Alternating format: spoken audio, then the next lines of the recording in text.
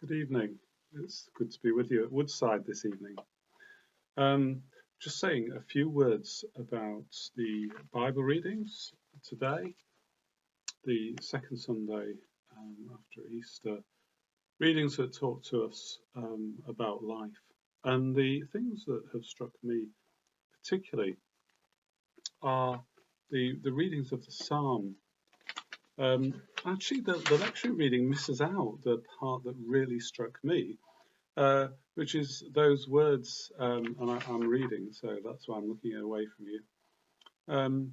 Those words in Psalm 116, that say, um, walking in the land of the living, I'm walking in the land of the living. I really love that phrase. And I think in these times of um, difficulty, when maybe we only get one walk a day, maybe we don't even get that if we're self-isolating, that walking in the land of the living is something to be really enjoyed. As Christians, we do walk in the land of the living, and particularly at the Easter season, we walk in the land of the living. And that's really what those two disciples on the road to Emmaus discovered. Though they didn't know it, they were dragging their feet, they were walking slowly, I imagine, on their way to Emmaus, having gone through that terrible time, particularly Good Friday. They were desolate. And on the road, they didn't know they were walking in the land of the living. they saw this man. They saw this man who joined them and walked with them and asked them what they were talking about. And they said, "Well, we're talking about Jesus. Have you not heard? As everyone's talking about it. You must have heard about this Jesus of Nazareth, who we thought we had hoped was going to change things forever, and he didn't. He died. He died on a cross. And now some people are telling us that he's alive. And come on, we saw him die. We saw him die. And this person who joins them on the road starts by talking about the scriptures, about Moses and the prophets. And as he talks, they listen. And my kind of sense is they start to bond with this stranger.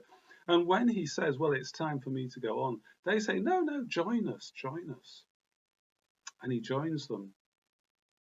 And then he breaks bread with them. And he is known to them in the breaking of the bread.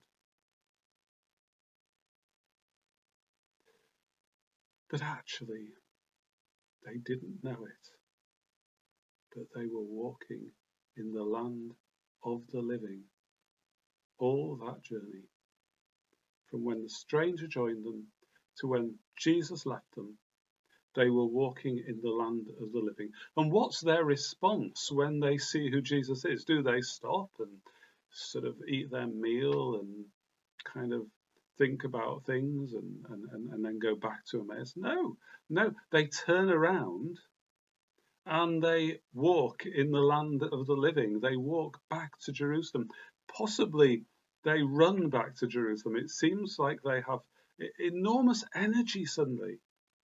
Suddenly they understand what life means, and they want to live and walk in the land of the living. So how can we do that when we're locked down, when we're stuck in our homes, when we're perhaps stuck in one room? How can we do that when we can only look outside perhaps and see the blue sky and the sunshine? How can we walk in the land of the living? Well, I believe that we can, because it's not with their eyes that the disciples see who Jesus is.